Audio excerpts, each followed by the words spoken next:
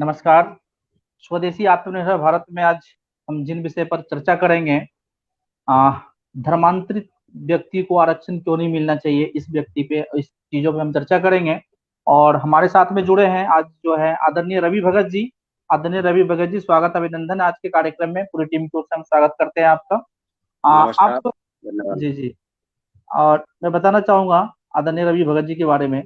आप मूल छत्तीसगढ़ के रहने वाले हैं, शिक्षा बीए स्नातक में। और पूर्व में अखिल भारतीय विद्यार्थी परिषद में प्रदेश कार्यकारिणी सदस्य रहे हैं। प्रांत जनजाति प्रमुख भी रहे हैं, सह प्रदेश मंत्री। 2011 से 13 तक अखिल भारतीय विद्यार्थी परिषद के राष्ट्रीय मंत्री भी रहे हैं।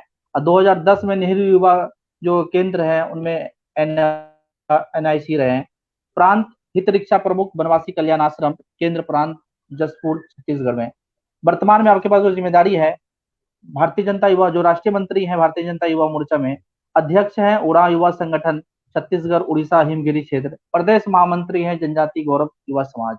तो हम सभी का सौभाग्य है कि आज आपका मार्गदर्शन, आप बहुत सारी चीजें जानने को मिलेगा कि जिस प्रकार से एक बहुत बड़ा मुद्दा चल रहा है इस समय पूरे भारतवर्ष में डिलिस्टिंग को लेकर के।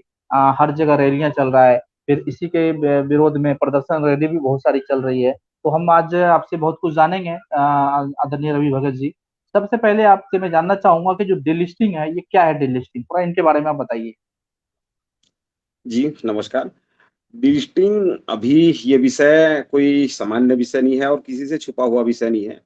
जनजाति समाज को भारतीय संविधान के तहत आरक्षण मिला हुआ है। भारतीय संविधान में जिस नियम के तहत जनजाति समाज को आरक्षण मिला है, उस जनजाति समाज के जो लोग कहीं न कहीं अपने पुरखों की, पूर्वजों की परंपराओं को, रीति-रिवाजों को छोड़कर आज धर्मांतरित हो गए हैं, चाहे वो ईसाई बन गए हों, चाहे वो मुस्लिम बन गए हैं। क्योंकि ईसाई या मुस्लिम बनने के पश्चात उनकी रीति-रिवाज, परंपराएँ बदल जाती है, उनकी मान्यताएँ बदल जाती हैं, उनका विश्वास बदल जाता है। और कहीं न कहीं भारतीय संविधान के अनुसार यह कहा गया है कि जो लोग अपने रीति-रिवाज, परंपराओं का पालन नहीं करेंगे, वो जनजाति नहीं है। इसीलिए बहुत पहले आज बेशक हम जन आंदोलन के रूप में हम इसका आंदोलन कर रहे हैं, लेकिन हमारे झारखंड, वर्तमान झारखंड जो पूर्व में बिहार रहा, वहाँ के एक बहुत ही विद्वान जनजाति समाज के व्यक्ति कार्तिक उरांव जी ने इसको अध्ययन किया, इस दुःख को महसूस किया और उन्होंने 1967 में ये प्रयास किया कि जो लोग धर्मांतरित हो गए हैं, उनको जनजाति सूची से बाहर करना चाहिए। इसी का नाम डिलिस्टिंग है, क्योंकि जिस उद्देश्य के साथ, जिस सोच के साथ जो समाज में पिछड़े तबके हैं, चाहे जनजाति समाज हो, उसको जिस उद्देश्य के साथ आरक्षण दिया गया, उसका सही लाभ सही व्यक्ति को मिले। जो लोग किसी अन्य संस्कृति को, अन्य धर्म को पालन करते हैं, ऐसे लोगों को इसका लाभ नहीं मिलना चाहिए। इसी का नाम डिलिस्टिंग है, जिसके लिए वर्तमान में जनजाति समाज बड़े रूप में आंदोलन कर रहा है।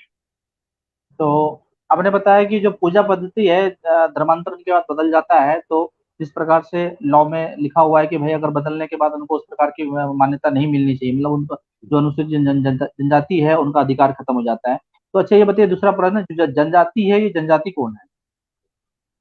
देखिए, इस देश में जनजातियों की एक परिभाषा है, जिनकी अलग एक भौगोलिक क्षेत्र का है, उनके अलग अपने रीति-रिवाज हैं, उनके एक अलग कस्टमरी लॉ है और उनमें एक संकुची स्वभाव का एक होना, ऐसा संविधान के तहत कुछ विशेष बिंदुओं को उल्लेखित किया गया है। उन बिंदुओं के तहत ही जनजाति समाज की परिभाषा दी जाती है और वर्तमान में जनजाति समाज की परिभाषाओं का जो उदाहरण है या जो परिभाषाएँ जनजाति समाज के होने के लिए लागू होता है, वास्तविक में हमारे देश के विभिन्न वनांचल क्षेत्रों में जो रहते हैं, उनके लिए यह जनजाति शब्द का उपयोग या ये जनजाति सूची भारतीय संविधान के अनुसार दिया गया है। ऐसा एक हमारा मानना है कि जो लोग एक विशिष्ट पहचान के साथ रीति, बोली, संस्कृति जिनकी होती है, जिनमें एक विशेष गुण पाया जाता है जनजाति होने के लिए, इस तरह उनसे जनजाति कहा जाता है। जी। तो मैं एक जानना चाहूंगा रवि भगत जी आपसे कि जो जनजाति समाज है इस समय, है ना, तो जी। डिलिस्टिंग का विषय लेकर जनजाति भाई आंदोलन कर रहे हैं, है ना। तो मुझे लगता है कि बहुत समय जो डॉक्टर कार्तिक उरांव जी के बारे में आपने बात करा, सांसद रहे हैं झारखंड से, जी। है ना। जी। तो आपने जैसे बताया कि तो डिलिस्टिंग को लेकर के जो अपने जनजाति बंधु हैं वो आंदोलन क्यों कर रहे हैं? पहले भी तो हुआ हो सकता था, लेकिन अभी अभी क्यों चल रहा है ये सब, ये पहले क्यों नहीं शुरू हुआ? नहीं, ये आपका कहना हो सकता है कि ये आंदोलन अभी चल रहा है, लेकिन मैं आपको बता देना चाहूंगा कि कार्तिक उरांव जी ने 1967 में इस विषय को बहुत बारीकी से अध्ययन किया और उस समय के सांसदों का हस्ताक्षर कराते हुए उस समय प्रधानमंत्री जी को ज्ञापन दिया। लेकिन उस समय कुछ, क्योंकि हम सब जानते हैं कांग्रेस की मानसिकता कहीं ना कहीं ये धर्मांतरण की ओर है या ईसाइयों की ओर उनका झुकाव रहता है। ईसाइयों के दबाव के कारण वह बिल उस समय नहीं आ पाया।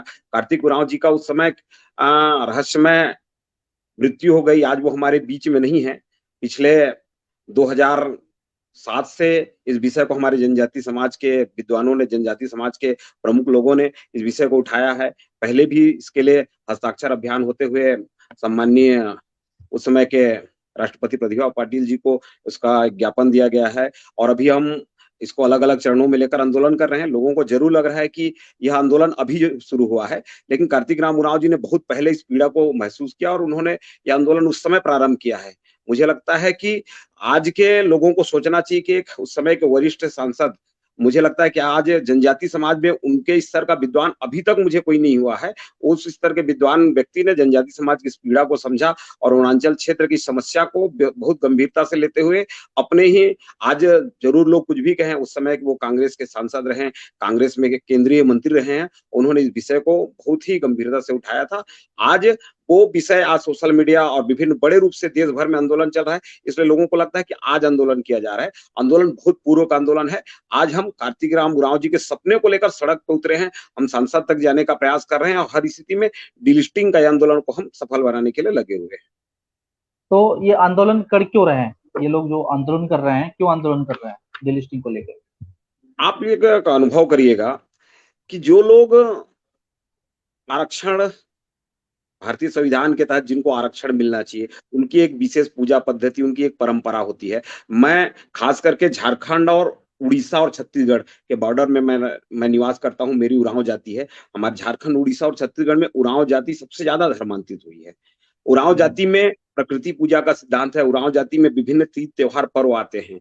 लेकिन जो लोग धर्मांतरण कर लिए हैं, उनका कोई सिद्धांत नहीं होता। उनको तो आज भला ही वो डिलिस्टिंग के डर से संविधान संविधान का बड़ा हल्ला मचा रहे हैं, लेकिन उनके लिए बाइबिल ही उनका संविधान है और बाइबिल से ही उनके सारे सिस्टम चलते हैं। ये कभी, जो हमारे उरांव समाज में या जनजाति समाज में सरना पूजा होता है, बैगा पूजा होता है, ग्राम पूजा होता है, इन पूजाओं को, उन पूजा पद्धति को कभी नहीं मानते। उनका एक सीधा है कि वो चर्च में जाएंगे, चर्च में प्रार्थना करेंगे। उनके लिए क्रिसमस, ईस्टर और उनके जो ईसाइयों,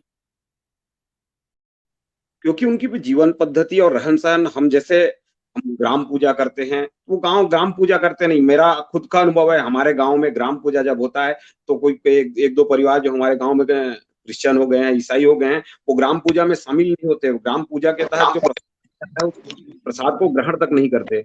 इस प्रकार से जब आप उस संस्कृति को नहीं मानते, उस पद्धति को नहीं मानते, तो उस पद्धति और संस्कृति के कारण संविधान से मिलने वाले आरक्षण का आप क्यों लाभ उठाएंगे? क्योंकि निश्चित ही ये लोग दोहरे लाभ लेते हैं और दोहरा लाभ से इनको बाहर करना चाहिए। जब ये मिशनरी स्कूलों में पढ़ते हैं, वहां के पद्धति जीवन यापन करते हैं, तो जनजाति समाज का आरक्षण लेने का कहीं हक नहीं है। इसलिए जनजाति समाज अपने अधिकारों के लिए, अपने समाज के रीति संस्कृति के संरक्षण के लिए डिलिस्टिंग का यह आंदोलन कर रहा है। तो अच्छा, ये बताइए डॉक्टर, जो कार्तिक उरांव जी हैं, उनका सपना पूरा हुआ क्या? ऐसे क्या लगता है आपको?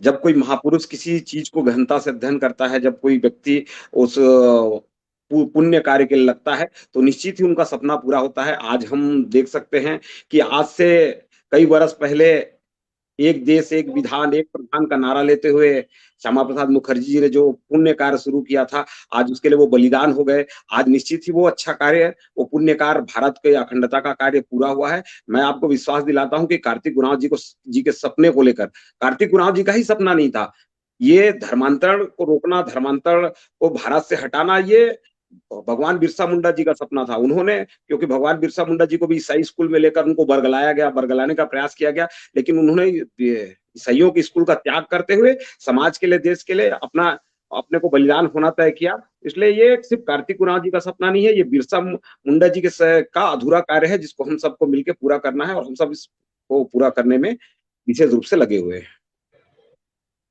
अच्छा, तो रवि भगत जी, मैं एक प्रश्न जानना चाहूंगा। आप भारतीय जनता पार्टी में राष्ट्रीय महामंत्री हैं, भारतीय जनता युवा मोर्चा में। है ना। तो अभी भारत के विभिन्न क्षेत्रों में तो आंदोलन चल रहा है, उनके खिलाफ जो है ईसाई जो कम्युनिटी है वो पूरा आंदोलन कर रहा है। तो ये बताइए, उन लोगों का कहना है कि जो ये रैलियां हैं, जो ये आंदोलन है ना, जो अभी जनजाति समाज कर रहा है इस भारतवर्ष में, तो क्या ये भारतीय जनता पार्टी का एजेंडा है? तो आप भारतीय जनता पार्टी में है भी, तो क्या बताइए, भारतीय जनता मुझे लगता है फिर से डिस्कनेक्ट हो गया, आप सभी लोग बने रहें, नेटवर्क की काफी समस्या चल रही है।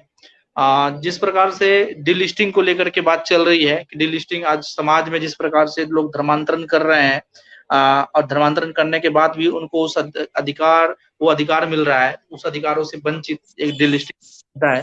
नेटवर्क की काफी समस्या है। तो रवि भगत जी, मैं बोलना ये चाह रहा था कि जो ये मुद्दा है, जो ये आंदोलन, तो ये अभी चल रहा है आंदोलन, ये भारतीय जनता पार्टी का एजेंडा है क्या? ऐसा लोग बोलते हैं कि भारतीय जनता पार्टी का एजेंडा है, तो थोड़ा सा बताइए क्या है, कैसे है, किस प्रकार से काम कर रही है? आप अगर कार्तिक उरांव जी को भारतीय जनता पार्टी का कार्यकर्ता मानते हैं या भारतीय जनता पार्टी का सांसद अगर कहने वाले मानते हैं, तो ये हो सकता है कि भारतीय जनता पार्टी का मुद्दा हो। क्योंकि कहीं से आप सबको पता है, आप सभी जानते हैं देश में कि कार्तिक उरांव जी कांग्रेस से सांसद रहे, कांग्रेस के केंद्रीय मंत्री हैं, और उसके बाद भी अगर उनके विचारों को, उनके आंदोलन को लेकर आज अगर जनजाति समाज कहीं सड़कों पर उतरा है, तो लोग उसे भारतीय जनता पार्टी का आंदोलन कहेंगे। तो ये तो हंसी के पात्र हैं, और हंसने के अलावा हम इस पे हम कुछ नहीं कह सकते, क्योंकि निश्चित ही जनजाति समाज का विषय, जनजाति समाज इसके लिए सामने आकर लड़ रहा है, जनजाति समाज का ही मुद्दा है, और जनजाति समाज ही इस मुद्दे को लेकर आगे जाएगा। बेशक ठीक है। जनजाति समाज, तो हाँ इसमें थोड़ा सा जोड़ना चाहूंगा, जनजाति समाज के बीच में विभिन्न राजनीतिक दल के व्यक्ति हैं, उसमें भारतीय जनता पार्टी में काम करने वाले कार्यकर्ता भी हैं, और सामान्य सामाजिक जीवन में काम करने वाले भी लोग हैं, इसलिए जनजाति समाज का आंदोलन है, इससे लड़ रहे हैं हम। अच्छा, तो जनजाति आंदोलन के कारण जो है ईसाई विरोध रैली कर रहे हैं, तो उसके विरोध रैली करने का कारण क्या है? थोड़ा बताइए इसके बारे में, क्या है लगता है आपको? देखिए, क्योंकि जितने भी डिलिस्टिंग के विरोध में आंदोलन हो रहा है, मैं उन आंदोलनों के सारे वीडियो को बहुत गंभीरता से देख रहा हूँ, सारे वीडियो को बहुत अच्छे से अध्ययन करने का प्रयास कर रहा हूँ।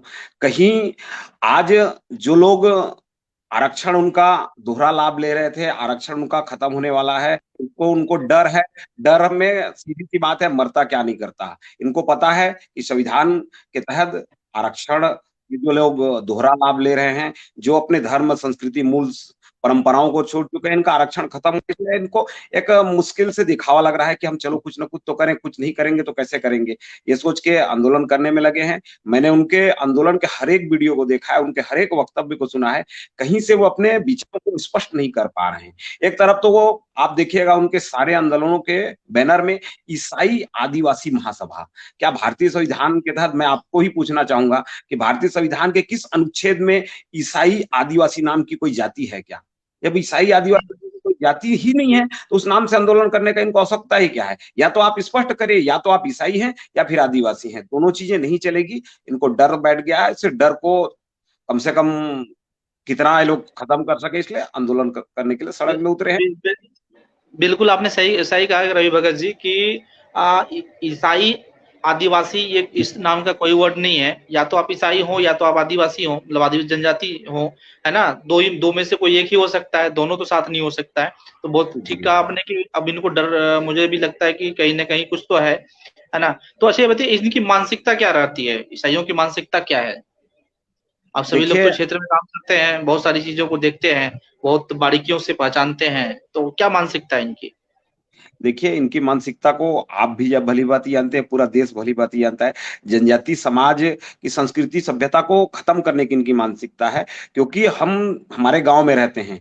ये वही ईसाई है जो इनका एक नेम्हा बाइबिल नाम का पुस्तक निकला था, जिसमें कहा जाता था कि सरना पूजा करने से पाप लगता है, सरना पूजा पाप है, कर्मा नाचना पाप है, सरना पूजा करने से पाप नहीं मिटेगा, ये लोग ऐसा कहते थे। मतलब मूल रूप से जनजाति संस्कृति को खत्म करना इनकी मानसिकता है। आज सुप्रीम कोर्ट के आदेश के पश्चात ये लोग नौटंकी करने में लगे हैं।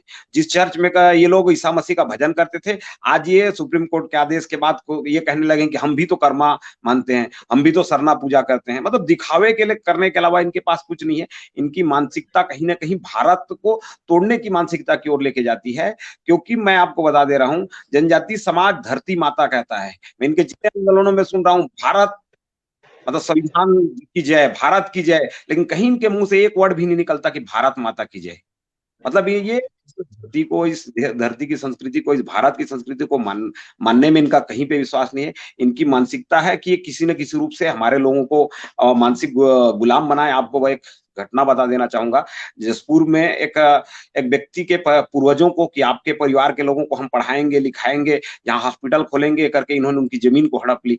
आज आज वो ना तो उस प्रकार से वहां विद्यालय चलाया इन्होंने, उन्होंने हॉस्पिटल चलाया। आज शासन से उनको उस जमीन को खाली करने का कोर्ट से आदेश मिल गया, उसके बाद भी ये लोग खाली करने वाले के लिए तैयार नहीं है। कहीं ना कहीं ये लोग जनजातीय संस्कृति को खत्म करने के लिए एक मुहिम सा बहुत वर्षों से चलाते आ रहे हैं। तो मैं जानना चाह अजीब बताइए, आप भारतीय जनता युवा मोर्चा में हैं, युवाओं के प्रतिनिधित्व करते हैं पूरे भारत में। तो मैं जानना चाहूंगा कि आपका जो आग्रह है, मतलब आम जन से, मतलब जो क्या आग्रह रहेगा और स्पेशली युवाओं से क्या आग्रह रहेगा डीलिस्टिंग को लेकर के? मैं आपके इस चैनल के माध्यम से, आज के इस वार्ता के माध्यम से यही कहना चाहूंगा कि आज ये लड़ाई सिर्फ जनजाति समाज का विषय नहीं रह गया। आज का ये लड़ाई किसी एक विशेष जाति वर्ग नहीं रह गया। मुझे आज से मालूम है कि आज से 20 साल पहले की बात है कि जब हमारे छत्तीसगढ़, झारखंड, उड़ीसा में उरांव समाज के लोग धर्मांतरित होते थे तो पड़ोसी लोग देखते रहते थे। उनको लगता था कि उरांव समाज का व्यक्ति तो ईसाई बन रहा है, हमको क्या करना। लेकिन आज यह नासूर बन चुका है। आज उरांव समाज से निकलकर वो एससी वर्ग में घुस गए हैं। आज उरांव समाज से निकलकर वो ओबीसी वर्ग में घुस गए हैं। मतलब हर प्रकार के हर वर्ग में घुसते जा रहे हैं। मैं देश के सभी युवाओं से निवेदन करूंगा कि हम सभी भारतीय संस्कृति को मानने वाले लोग हैं, भारतीय संस्कृति के लिए रात दिन काम करते हैं। हम अगर आज धर्मांतरण को नहीं रोकेंगे तो आने वाले समय में यह धर्मांतरण नासूर बन जाएगा, और नासूर कहीं ना कहीं बन चुका है। इसका लास्ट उपाय है, मैं कल एक पत्थल गांव में एक ईसाइयों का, मिशनरियों का रैली हुआ, उसको, उस रैली के एक वीडियो को देख रहा था कि अब ऐसा ऐसा तीर चलाया जा रहा है कि हम ना छटपटा सकते हैं ना बोल सकते हैं। वास्तविक में डीलिस्टिंग एक ऐसा तीर है जिससे ना तो ईसाई छटपटा सकेंगे ना कुछ बोल सकेंगे। सबको डीलिस्टिंग के लिए आगे आना चाहिए। डीलिस्टिंग में मेरा क्या योगदान हो, जिस प्रकार से देश के विकास में हमारा सबका योगदान होता है, तो निश्चित ही ये देश की संस्कृति को बचाने का एक महाआंदोलन है। इस आंदोलन में जनजाति समाज का युवा तो सामने आएगा ही, और जनजाति समाज के लोग सामने आएंगे ही। मुझे लगता है कि सर्व समाज को, जो इस देश में निवासरत है, सभी को डीलिस्टिंग के आंदोलन में अपने अपने विचार रखने चाहिए। मैं तो ये कहता हूँ कि जैसे आप हमारा विचार रख रहे हैं, मैं कहता हूँ क्रिश्चियन भी अपना विचार रखें कि उनकी डीलिस्टिंग क्यों नहीं होनी चाहिए। हम कह रहे हैं डीलिस्टिंग होनी चाहिए, वो भी बताएं कि उनकी डीलिस्टिंग क्यों नहीं होनी चाहिए। निश्चित ही हम सब डीलिस्टिंग के आंदोलन में लगे हैं। मुझे लगता है कि इसका सुखद और अच्छा परिणाम आए। तो आपने बताया देश की संस्कृति को बचाने का वहाँ विचार है। देश के तो बहुत सारी चीजें आपने बताई कि अगर देश की संस्कृति को, देश की अस्मिता को बचाना है तो डीलिस्टिंग लाना पड़ेगा। जनजाति समाज के लिए तो है ही, जनजाति समाज के बाद जो लोग हैं उनके लिए भी ये कहीं ना कहीं, जो नासूर बताया आपने, उनके लिए भी कहीं ना कहीं बनते जा रहा है। तो इसलिए डीलिस्टिंग लाना बहुत जरूरी है। तो मैं स्पेशली एक प्रश्न और पूछूंगा आपसे कि जी, अपने जो जनजाति समाज है उनसे क्या आग्रह है आपका, स्पेशली क्योंकि उनके लिए? जनजाति समाज में बड़ा सरल होता है, किसी भी चीज के लिए बहुत जल्दी आंदोलित नहीं होता। आप अनुभव कर सकेंगे कि कार्तिक उरांव जी ने 1967 में यह पास किया था, लेकिन हम आज तक उस विषय पर ठीक ढंग से, ठीक रूप से कार्य कर नहीं पाए हैं। उस समय कार्तिक उरांव जी ने 20 साल की काली रात एक पुस्तक लिखा था। उस 20 साल की काली रात पुस्तक में उन्होंने एक एक विषय का जिक्र किया था। कैसे जनजाति समाज की रीति संस्कृति को खत्म करने के लिए ईसाई मिशनरी काम कर रहे हैं। जनजाति समाज को थोड़ा समय लगता है, लेकिन आज जनजाति समाज जाग चुका है। जनजाति समाज को आज आपके इस चैनल के माध्यम से, इस मंच के माध्यम से मेरा आग्रह है कि अब समय सोने का नहीं है, अब समय रुकने का नहीं है। अब हम सबको हर हाल में घर से निकलना पड़ेगा। कहीं जरूर लगता है कि हमारा रिश्तेदार कोई भाई ईसाई हो गया है तो और यार हम विरोध करेंगे तो कैसे होगा, हम उससे नजरें कैसे मिलाएंगे, हमारा क्लासमेट है, हमारा बैचमेट है, हमारा स्पोर्ट मित्र है, ऐसा लगता है। लेकिन अब वो समय नहीं रहा। अगर किसी को हमारे डीलिस्टिंग आंदोलन से बुरा लगता है तो उनको बुरा लगने दीजिए, लेकिन अब हमको डीलिस्टिंग के आंदोलन में अधिक से अधिक संख्या में जनजाति समाज के व्यक्ति को निकलकर सामने आना है। और निश्चित ही हम देख रहे हैं कि अभी हम जितने भी हमारे देश के विभिन्न जनजाति बहुलक जिले हैं, उन जिलों में आंदोलन हुआ है और सफल आंदोलन हुआ है। हम डीलिस्टिंग आंदोलन के एक सफल पड़ाव की ओर आगे बढ़ रहे हैं। तो बहुत बहुत धन्यवाद रवि जी, भगत जी, आपका कि आप आए और इतना अच्छे जवाब, सारी जवाबों को आपने दिया अच्छी तरीके से।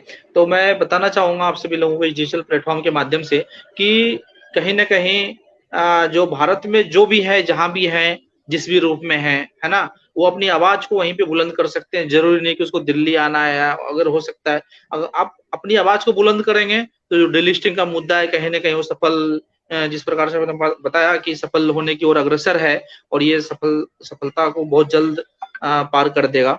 तो आप सभी लोगों का धन्यवाद कि इस कार्यक्रम में है। रवि भगत जी, स्पेशली आपका धन्यवाद पूरी टीम की ओर से कि आप आए और कीमती समय दिए आप, है ना, और डिलिस्टिंग के बारे में विषय पे बात हुआ आपका।